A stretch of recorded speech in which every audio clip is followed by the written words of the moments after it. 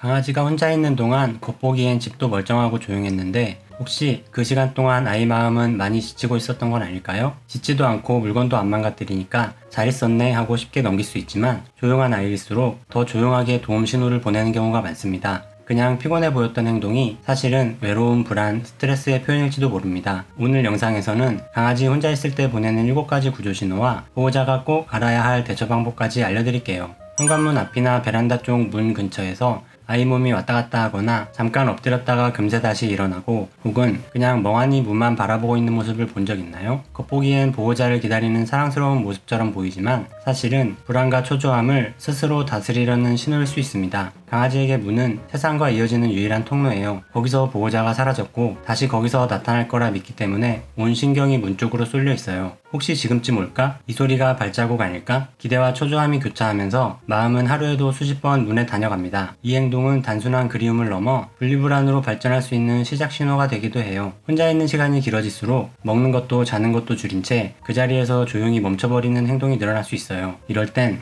외출 전과 귀가 직후의 순간을 조금 바꿔주세요. 외출할 땐 티내지 않고 조용히 나가는 게 좋아요. 엄마 다녀올게 같은 작별 인사는 오히려 긴장을 유발할 수 있습니다. 그리고 돌아왔을 때 문을 열자마자 반갑게 소리치기보단 조용히 기다렸다가 차분히 인사하는 게 좋아요. 이런 일관된 신호들이 기다리는 건 괜찮은 거구나 하고 아이 마음을 조금씩 안정시켜줄 수 있어요. 문 앞에서 서성이던 발걸음은 오늘 하루 가장 보고 싶었던 마음이 머물던 자리일지도 모릅니다. 집에 돌아왔는데 아이 방석 옆에 입던 티셔츠가 놓여있거나 소파 위에 양말 한 짝이 올라가 있던 적 있으신가요? 장난인가 싶지만 그 행동엔 깊은 마음이 담겨 있을 수 있어요. 강아지는 혼자 있을 때 가장 먼저 보호자의 냄새를 찾습니다. 목소리도 손길도 없는 긴 시간 동안 향기는 아이가 붙잡을 수 있는 유일한 기억이자 위로예요. 냄새 속엔 따뜻했던 스킨십, 밥을 챙겨주던 모습, 잠자기 전 함께한 시간이 모두 담겨 있어요. 그래서 양말, 수건, 잠옷, 심지어 떨어진 머리끈까지 아이에겐 하나하나가 안심의 도구가 됩니다. 이런 행동은 보고 싶은 마음을 견디기 위한 방식이에요. 조용한 환경이나 외출 시간이 길수록 그리움은 점점 향기에 의존하게 됩니다. 하지만 이게 반복되면 냄새 의존이 생기면서 물건이 없을 땐 불안해하거나 잠을 잘 못 자고 예민하게 변할 수 있어요. 그래서 완전히 치워버리기보다는 심리적으로 조절할 수 있는 형태로 남겨두는 게 좋습니다. 아이 손이 자주 가는 공간마다 보호자의 향기가 은은하게 퍼져 있다면 굳이 이 방 저 방을 뒤지지 않아도 그리움을 조금씩 덜 수 있어요. 외출 전 일부러 물건을 싹 치우는 건 오히려 아이 마음을 더 불안하게 만들 수 있어요. 차라리 익숙한 담요, 잠옷 한 벌 정도는 조용히 남겨두는 것이 아이에게는 큰 위안이 됩니다. 우리에게는 그냥 벗어둔 양말일지 몰라도 아이에겐 오늘 하루를 버티게 해주는 작은 구조물일 수 있어요. 향기로 전해지는 위로 꼭 기억해주세요. 아이가 밥그릇 앞에 멍하니 앉아있다가 한 입 먹고는 그냥 돌아선 적 있었나요? 간식도 장난감도 시큰둥한 모습, 잠자는 시간이 부쩍 늘었고 깨워도 금방 다시 눈을 감아버려요. 이건 단순한 피곤함과는 조금 다른 상태일 수 있어요. 활력이 떨어지고 식욕이 줄어드는 건 몸보다 마음의 에너지가 먼저 고갈됐다는 뜻일 수 있습니다. 혼자 있는 시간이 반복되면 처음엔 불안해하고 다음엔 짖고 그 다음엔 아예 반응을 멈춥니다. 기다리는 감정이 무뎌지는 거죠.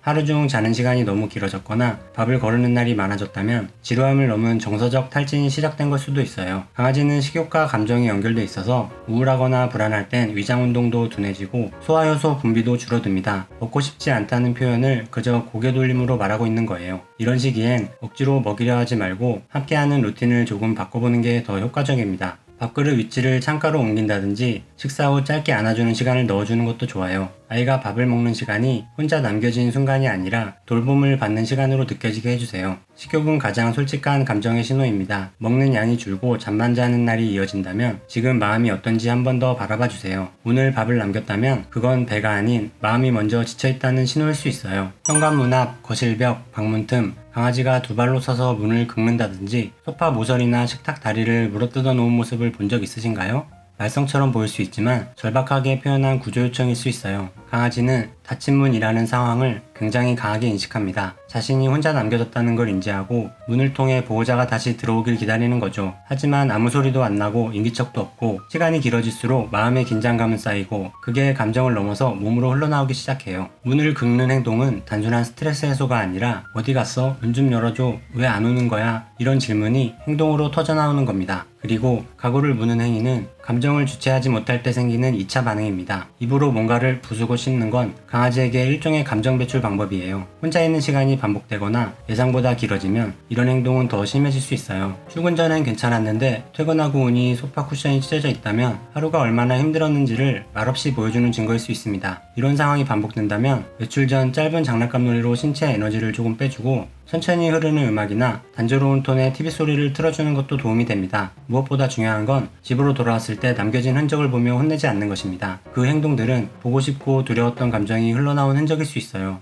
혼났다는 기억은 다음 이별을 더 불안하게 만들기 때문이죠. 집으로 돌아왔을 때 흔적을 보며 혼내기보다는 오늘 아이가 얼마나 힘들었을까 한 번만 더 바라봐 주세요. 하루를 버티기 위해 애쓴 마음을 먼저 알아봐 주는 것, 그게 아이에게 가장 큰 안정이 됩니다. 강아지가 혼자 있을 때 조용한데 뭔가 이상하다고 느낀 적 있으신가요? 짖지도 않고 얌전히 있는 것 같았는데 나중에 CCTV를 돌려보면 계속 헥헥거리며 숨을 몰아쉬거나 바닥에 침자국이 여러 군데 남아있던 적 혹시 기억나시나요? 이건 강아지가 스트레스를 참으면서 보내는 조용한 고통일 수 있어요. 불안해서 짖거나 날뛰는 게 아니라 그 감정을 억누르고 견디는 방식인 거죠. 표면적으로는 멀쩡해 보이지만 속은 계속 흔들리고 있는 상태입니다. 강아지가 헥헥거리며 숨을 쉬는 건 단순히 더워서만은 아니에요. 긴장하거나 불안할 때도 체온이 올라가고 호흡이 빨라지면서 입안이 마르고 침 분비가 늘어나게 됩니다. 그래서 바닥에 침을 흘리거나 입 주변이 유독 젖어 있는 경우가 많습니다. 이런 반응이 반복되면 몸속 스트레스 호르몬 수치가 올라가고 심장과 위장에도 점점 부담이 쌓이게 됩니다. 눈에 띄는 문제는 없지만 아이의 몸은 계속해서 신호를 보내고 있는 거예요. 헥헥거림이나 침 흘림을 그냥 더워서 그런가 보다 하고 넘기지 말고 혼자 있는 시간 동안 이런 반응이 있었는지 반려캠이나 CCTV로 꼭 확인해 주세요. 만약 아이가 혼자일 때 숨을 몰아쉰다면 그건 누군가를 기다리느라 하루 종일 속에서 마음이 흔들리고 있었다는 뜻일 수 있어요. 눈에 보이는 짖음보다 아무 말 없이 참는 불안이 더 깊고 오래 남는 경우가 많습니다. 특히 조용한 아이일수록 더 자주 더 세심하게 감정의 작은 떨림까지 들여다봐 주세요. 아이 침대 구석이나 소파 및 혹은 방 한쪽 구석에서 몸을 동그랗게 말고 거의 꼼짝도 하지 않고 누워있는 모습을 본 적 있으신가요? 겉보기엔 그냥 쉬는 것처럼 보여도 이 자세는 혼자 있는 시간이 길어질 때 가장 먼저 나타나는 불편함의 신호예요. 이런 작은 변화만 빨리 알아차려도 불안이 더 크게 번지기 전에 아이를 도와줄 수 있어요. 특히 조용한 아이들은 티를 잘 내지 않기 때문에 하루 종일 웅크린 자세로 버티는 경우도 많습니다. 강아지는 스트레스를 받을 때 몸을 작게 말아 공간을 최소화하려는 본능적인 행동을 보입니다. 이렇게 몸을 작게 만들면 주변 자극이 줄어들고 스스로를 보호하고 있다는 느낌을 갖기 쉬워요. 오늘은 차분하네, 얌전해졌네 이렇게 오해할 수도 있지만 사실은 마음이 지쳐서 에너지를 아끼려는 모습일 가능성이 더 큽니다.